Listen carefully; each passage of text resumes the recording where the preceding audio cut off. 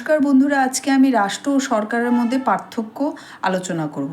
রাষ্ট্র হলো একটি তুলনামূলকভাবে কি ধারণা, তত্ত্বগত ধারণা, এবং রাষ্ট্র সরকারের মধ্যে কিন্তু মূর্ত হয়ে ওঠে।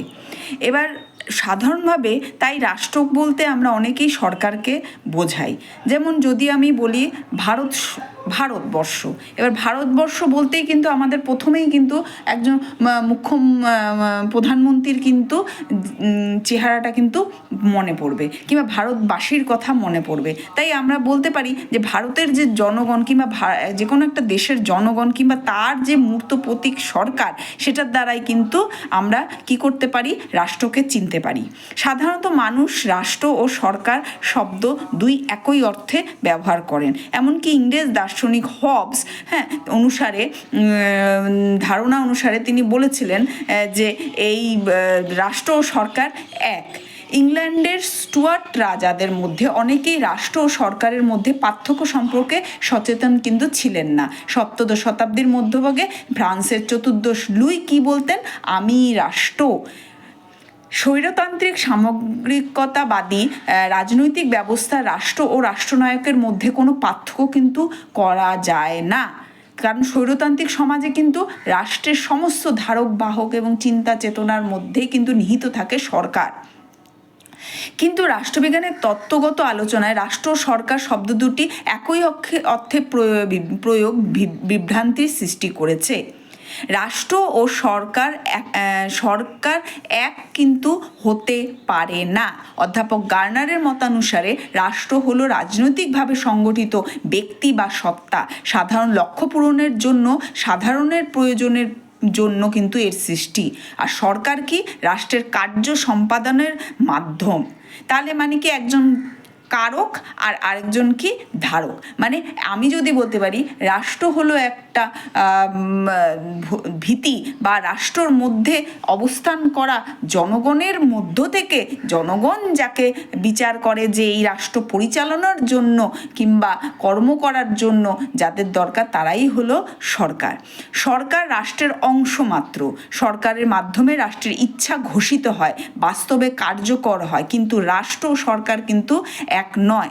রাষ্ট্র একটি বিশাল সামাজিক সংগঠন, জনসমষ্টি, নির্দিষ্ট ভূখণ্ড, সরকার, সার্বভৌম, এই চারটি উপাদানের সমন্বয়ে কিন্তু রাষ্ট্র গঠিত হয়। অর্থাৎ সরকার রাষ্ট্রের অন্যতম একটি উপাদান, জাস্ট একটা পার্ট মাত্র। আর এই আন্তর্জাতিক সম্পর্ক, স্থায়িত্ব এবং সার্বভৌমিকতা, এগুলো কি মূর্তি ধারণ কিংবা প্রতিফলন করার ক্ষেত্র মাত্র। এবার আমি যদি বলি রাষ্ট্রের মোট জনসংখ্যা এক ক্ষুদ্র ভগ্নাংশকে নিয়েই কিন্তু সরকার গঠিত হয়। সরকার একটা শাসক গোষ্ঠী বলতে দেশের আইন প্রণয়ন, শাসন বিভাগ, বিচার বিভাগের কার্যের সাথে জড়িত ব্যক্তিদেরই বোঝায়। ভারতের সকল অধিবাসীকে নিয়ে ভারত রাষ্ট্র গঠিত, কিন্তু ভারতের সকল অধিবাসীকে নিয়ে কিন্তু সরকার গঠিত না। হ্যাঁ, ভারতের সকল জনগণ সরকার কিন্তু গঠনের জন্য ভোটাধিকার প্রদান করে গণতান্ত্রিক ভাবে কিন্তু কি করে, নির্বাচিত করে থাকে। এরপর আমি যদি বলি যে রাষ্ট্র হলো একটি বিমূর্ত বা তত্ত্বগত ধারণা, এর কোনো বহিঃপ্রকাশ নেই, এর প্রত্যক্ষ করা যায় না, রাষ্ট্র সম্পর্কে কেবল ধারণা করা যায়। এবার দেখো, রাষ্ট্র স্থায়ী, কিন্তু সরকার কিন্তু স্থায়ী নয়, কারণ সরকার কিন্তু প্রতি 5 বছর অন্তর অন্তর গণতান্ত্রিক নিয়ম অনুযায়ী কিন্তু প্রত্যেকটি দেশে এটা কিন্তু পরিবর্তন হবেই হবে। কিন্তু রাষ্ট্রের কিন্তু স্থায়ী, রাষ্ট্র কিন্তু পরিবর্তিত হয় না। হয়তো কোনো অংশ সংযোজিত হয় কিংবা কোনো অংশ সেখান থেকে বাদ হয়ে যায়, কিন্তু রাষ্ট্র কিন্তু রাষ্ট্রই থাকে। তারপরে আমরা রাষ্ট্রের কিন্তু বিভিন্ন প্রকারভেদ সরকারের কিন্তু আমরা প্রকারভেদ দেখতে পারি। কোথাও তোমার এককেন্দ্রিক, কোথাও বহুকেন্দ্রিক, বিভিন্ন রকমের সরকার কিন্তু আমরা দেখতে পারি। আবার রাষ্ট্রের কিন্তু যে বৈশিষ্ট্যগুলো আছে সেগুলো থাকতেই হবে, মানে রাষ্ট্রের উপাদান কিন্তু একই হতেই হবে। তারপরে যদি আমরা দেখতে চাই, সরকারের সার্বভৌমিকত্ব কিন্তু নেই, কিন্তু একটি রাষ্ট্র সার্বভৌমিকত্ব ছাড়া কিন্তু সেই রাষ্ট্রটা মৃত্যু। তারপরে আমি যদি বলি রাষ্ট্রের কিন্তু বিরোধিতা করা অসম্ভব। রাষ্ট্র বিরোধিতা করা মানে হচ্ছে দেশদ্রোহিতার সমান, তোমাকে টেররিস্ট হিসাবে বলবে তখন। কিন্তু একটা সরকারের বিরোধিতা মানুষ করতে পারে, কারণ সরকার যদি তার কর্ম সঠিকভাবে ঠিকঠাক করে না করে তখন কিন্তু জনগণের রোষের কবলে সে পড়তে বাধ্য, এবং সরকার পরিবর্তনও সেই ক্ষেত্রে হয়ে থাকে। গার্নারের যুক্তি অনুযায়ী তিনি এই উদ্দেশ্যে রাষ্ট্রকে জীবদেহ ও যৌথ কারবারি প্রতিষ্ঠানের তুলনামূলক আলোচনার সাহায্য নিয়েছেন। মস্তিষ্ক জীবদেহকে পরিচালিত করে, তেমনি সরকারও রাষ্ট্রকে পরিচালনা করে। সরকার রাষ্ট্রের মস্তিষ্ক স্বরূপ। মস্তিষ্ক দেহের সর্বাধিক মূল্যবান অঙ্গ, এর সত্ত্বে দেহ ও মস্তিষ্ক অভিন্ন নয়, তেমনি সরকার ও রাষ্ট্র কিন্তু মস্তিষ্ক রাষ্ট্রদেহের মস্তিষ্ক হিসেবে গণ্য হলেও সরকার ও রাষ্ট্র সমার্থক নয়। আবার রাষ্ট্রকে যৌথ কারবারি প্রতিষ্ঠানের সঙ্গে পরিচালিত তুলনা করা হয়, এক্ষেত্রে সরকার পরিচালক মণ্ডলীর সঙ্গে তুলনীয়। যৌথ কারবারি প্রতিষ্ঠান পরিচিত হয় পরিচালক মণ্ডলীর দ্বারা, তেমনি রাষ্ট্র পরিচালিত কার দ্বারা হয়? সরকার। যেমন তো আমি যদি বলি যে একটা কোম্পানি চলছে কার দ্বারা, একটা বোর্ড অফ ডিরেক্টর থাকবে, তার আন্ডারে সবাই কাজ করবে, তাই তো?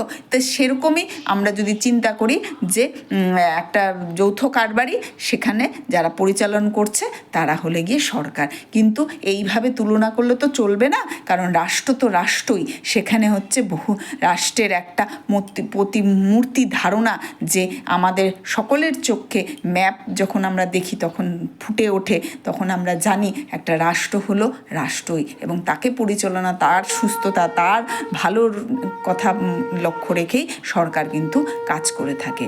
নেক্সট যদি আমরা চিন্তা করি আরেকটা সংগঠনের সাথে, যদি আমি তুলনা করি সামাজিক সংঘর সাথে, কি অন্যান্য সামাজিক সংঘ যেগুলো থাকে সংগঠন, সেগুলো কি আর রাষ্ট্রর সাথে কি সম্পর্ক, কিংবা তার সেটা কি একই জিনিস? যেমন অল্প আগেই বললাম যৌথ কারবারি প্রতিষ্ঠানের সাথে আমরা রাষ্ট্র যদি আলোচনা করে দেখি, কিন্তু এখানে আমি যে একটা জিনিস দেখব, মানব সমাজ হলো বিশেষ বিশেষ উদ্দেশ্য প্রণীত অসংখ্য সংগঠনের সমষ্টি, তাই না? যে মানুষের জীবন হচ্ছে জটিল প্রক্রিয়া, আর এই জটিল প্রক্রিয়া সমাধানের জন্য মানুষ বিভিন্ন সময় বিভিন্ন রকম সামাজিক সংগঠন গড়ে তোলে।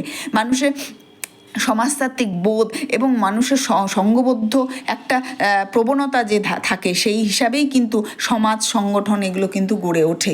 তোমরা রিসেন্টলি তোমরা দেখবে বিভিন্ন রকম সংগঠনের মধ্যে খুব যেগুলো পপুলার পার্টি, এখন তো আর সংগঠন আর কোনো ক্লাব ঘর কিংবা কোনো একটা আন্দোলন করে একটা কিছু তৈরি করতে হয় না, আজকাল তো ফেসবুক কিংবা হোয়াটসঅ্যাপ এগুলোতেই সংগঠন তৈরি হয়ে যায়। আজকালকার একটা কিছু হতে দেরি, তার মধ্যে সংগঠন, কিন্তু সংগঠনের কি উদ্দেশ্য, কি মানে মূল ধারা, গতিধারা কিছুই কিন্তু সঠিক মতন থাকে না, কিন্তু মানে তাদের কিছু করতে হবে, ব্যাস তারা যে কোনো একটা টপিকের ওপর যে কোনো কিছু নিয়ে কিন্তু আজকাল কিন্তু দৌড়াচ্ছে। তার মধ্যে সবচেয়ে রিসেন্টলি তুমি যেটা আমি বলতে পারি ককরোচ জনতা পার্টি, যেটা নাকি খুব পপুলার এবং রিসেন্টলি একদম ঢেউ কিংবা যা বলো বিভিন্ন রকম আন্দোলনের সৃষ্টি যুব সমাজের যেটা শুরু হয়ে গেছে, তো সেগুলো তো আর এরকম সংগঠন করে কোথাও ক্লাবে আন্দোলন করে তো সৃষ্টি হয়নি। তো সেই সব ধারণাগুলো তো এখন ভীষণই আপ টু ডেট হয়ে খুবই স্প্রিড হয়ে গেছে। কিন্তু একটা যদি আমি সঙ্গ ধরতে যাই, যেটা নাকি তোমার বিংশ শতাব্দীর দিকে যদি আমি ভাবতে যাই, যে একটা সংগঠন বা যেটা সামাজিক সংগঠন মূলত কী দিয়ে তৈরি, অর্থনৈতিক উদ্দেশ্য নিয়ে, ভবিষ্যতে রাজনৈতিক সামাজিক উদ্দেশ্য নিয়ে, কিংবা বিভিন্ন রকমের ক্রিয়া, ধর্মীয় প্রতিষ্ঠান, সাংস্কৃতিক সংগঠন, শিক্ষামূলক সংগঠন, এগুলো এখনও পর্যন্ত আছে।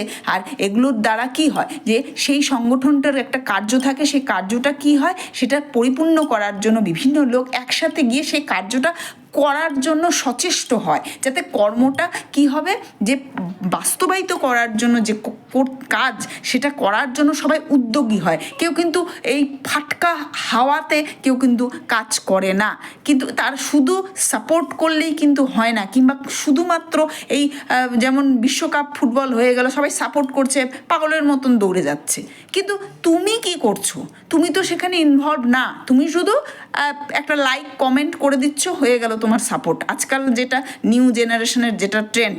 হ্যাঁ, কিন্তু সংগঠন সেটাই, যে সংগঠনে তুমি নিজে থেকে সেই দেশ পরিবর্তনে, সেই সমাজ পরিবর্তনে, সেই সংগঠনের হয়ে সেই সমাজ ব্যবস্থাকে পরিবর্তনের জন্য কিংবা সেটা সংস্কারের জন্য কিংবা সেটা উন্নয়ন করার জন্য যেসব কাজকর্ম হয়ে থাকে সেটাই কিন্তু সামাজিক সংগঠনগুলো কিন্তু করে থাকে। রাষ্ট্র ও সামাজিক সংগঠনের মধ্যে কিছু সাদৃশ্য বর্তমান। উভয় সৃষ্টি হয়েছে মানুষের সমাজবোধ থেকে, মানব সমাজের থেকে বিবর্তনের একটি বিশেষ পর্যায়ে উভয় উৎপত্তি। উভয়ের এলাকার সভ্য প্রশাসন সুনির্দিষ্ট সাংগঠনিক বৈশিষ্ট্য ও নিয়মকানুনের দ্বারা নিয়ন্ত্রিত ও পরিচালিত হয় এবং সামাজিক প্রতিষ্ঠানে মানুষের ব্যক্তিত্বের সার্বিক ও পরিপূর্ণ বিকাশের ক্ষেত্রে সক্রিয়ভাবে সহযোগিতা করে থাকে। অর্থাৎ রাষ্ট্র মূলত সমাজের রাজনৈতিক উদ্দেশ্য চরিতার্থ করে, তাই রাষ্ট্রের প্রকৃতি ও মূলত রাজনৈতিক। কিন্তু অধ্যাপক ল্যাস্কির মন্তব্য, আইন সংক্রান্ত দিকটি বাদ দিলে রাষ্ট্র হলো অন্যান্য সামাজিক সংগঠনের সমকক্ষ এবং তার উপরে বা ঊর্ধ্বে নয়। এবার তুমি দেখো উদ্ভবগত পার্থক্য, এখানে কিছু পার্থক্য আমরা অনেক কিছুই দেখতে পাবো। যেমন উদ্ভবগত পার্থক্য, রাষ্ট্র অন্যান্য সামাজিক সংগঠনের মধ্যে উদ্ভবগত মৌলিক পার্থক্য বর্তমান। রাষ্ট্র হলো মানব সমাজে বিবর্তনের ফল। একদিনে কিন্তু রাষ্ট্র সৃষ্টি হয়নি, মানুষের স্বেচ্ছামূলক পরিকল্পনার মাধ্যমে যুগের পর যুগ সমাজ সৃষ্টি হতে হতে কিন্তু এটা সৃষ্টি হয়েছে। কিন্তু সামাজিক সংগঠনগুলো কিন্তু স্বেচ্ছামূলক। হ্যাঁ, স্বেচ্ছায় আমার মনে হলো যে আমি এই সংস্থার সাথে যুক্ত হব, বিভিন্ন রকম এনজিও ফার্ম আছে সেগুলোর সাথে আমি যুক্ত হওয়ার ইচ্ছা হলে আমি করব, আর যদি ইচ্ছা না হয় তখন আমি নাও করতে পারি। হ্যাঁ, তো এইটা হলো গিয়ে তোমার রাষ্ট্র ও তোমার সামাজিক সংগঠনের একটা উদ্ভবগত পার্থক্য আমরা দেখতে পাই। আকৃতিগত যদি দেখি, রাষ্ট্রের আকৃতি বিশাল আকার হয়, সমাজ যে সংগঠন সেগুলো কিন্তু বিশাল আকৃতি নাও হতে পারে। হ্যাঁ, আবার দেখো যে রাষ্ট্রের সভাপদ ব্যক্তির কাছে বাধ্যতামূলক। যেই রাষ্ট্রে তুমি থাকবে সেই রাষ্ট্রের কিন্তু তুমি যে সদস্য তার কিন্তু তোমার জন্মগত প্রমাণপত্র বলো কিংবা তোমার সেই দেশের নাগরিকত্ব বলো, এগুলো কিন্তু তোমার প্রয়োজন। কিন্তু একটা সভা বা সংঘ, সেখানে তুমি সদস্য হতেও পারো নাও হতে পারো, সেটা কিন্তু বাধ্যতামূলক নয়। একজন ব্যক্তি একাধিক রাষ্ট্রের নাগরিক হতে পারে না। যখন তুমি যেই দেশে জন্মাবো, জন্মগত অনুসারে তুমি কিন্তু সেই দেশের নাগরিক হবে, এবং পরে যখন চাকরি বাকরির সূত্রে বা বিবাহ সূত্রে কেউ যদি অন্য দেশে চলে যায়, তখন সেখানে আগের যেই জন্মসূত্রযুক্ত যে রাষ্ট্রের তোমার নাগরিকত্ব সেটা কিন্তু পরিত্যাগ করতে হয়। কিন্তু সংঘ যদি সামাজিক সংগঠনের ক্ষেত্রে আমি যদি বলি, তাহলে আমি একটার জায়গায় 3-4টেও সংগঠনের সাথে যুক্ত থাকতে পারি, সেটা আমার স্ব ইচ্ছায় প্রকাশ পাবে।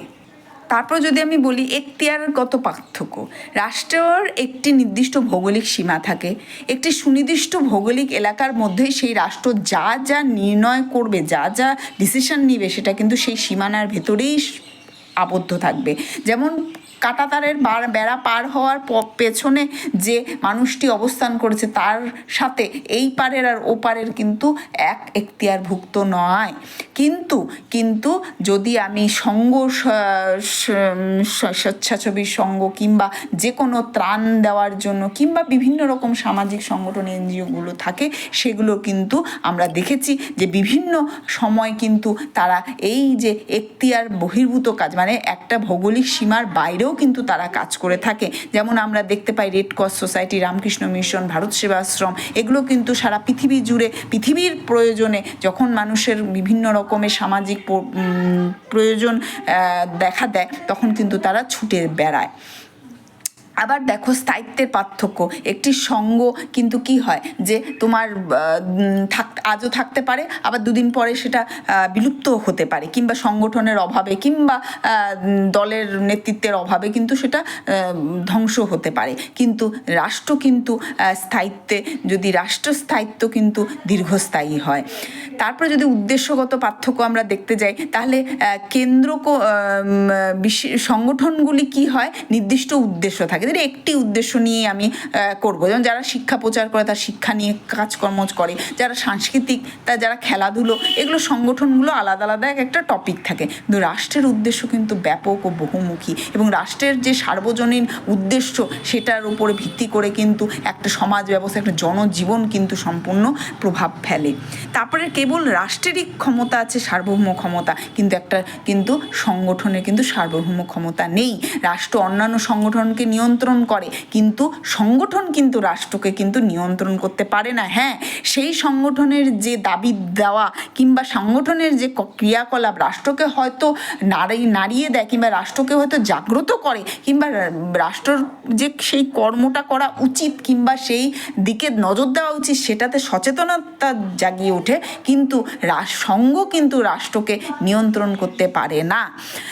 রাষ্ট্র নিজেই নতুন সংগঠন সৃষ্টি করে এবং নিয়ন্ত্রণ করে। রাষ্ট্র নিজের ইচ্ছা অনুযায়ী কিন্তু সামাজিক সংগঠনগুলি সৃষ্টি করে। রাষ্ট্রের উদ্যোগী হয়ে জনকল্যাণ সাধন করার জন্যই কিন্তু এই সংস্থা সংগঠনের মূল আর কি উদ্দেশ্য। তারপরে প্রকৃত প্রস্তাবে রাষ্ট্র ও অন্যান্য সামাজিক সংগঠনের মধ্যে বিভিন্ন ক্ষেত্রে গুরুত্বপূর্ণ মৌলিক পার্থক্য আছে। সামাজিক সংগঠনগুলির মতামত ও প্রভাবের এক্ষেত্রে গুরুত্বপূর্ণ। বার্কারের মতানুসারে রাষ্ট্রীয় সামাজিক জীবনে পরস্পরের ক্ষেত্রে গভীর সম্পর্কযুক্ত, পরস্পরের পরিপূরক। রাষ্ট্র সামাজিক সংগঠন স্বতন্ত্র সামগ্রিক সহযোগিতার মাধ্যমে সমাজ জীবন সার্থক ও সুন্দর হয়ে ওঠে। আবার অধ্যাপক ল্যাস্কি বলেছিলেন যে বিভিন্ন রাষ্ট্র সামাজিক সংগঠনকে নিয়েই মানব সমাজ সৃষ্টি হয়। Society is federal by nature ছাড়া যেমন আমাদের জগৎ মিথ্যা, তেমন হচ্ছে এই সমাজ ছাড়াও আমাদের রাষ্ট্র মিথ্যা। আজকে এতটুকুনি থাক, নেক্সট দিন এই চ্যাপ্টারটা হয়তো শেষ হয়ে যাবে, তারপর কোশ্চেন অ্যান্সার আমি অবশ্যই প্রোভাইড করব। Thank you.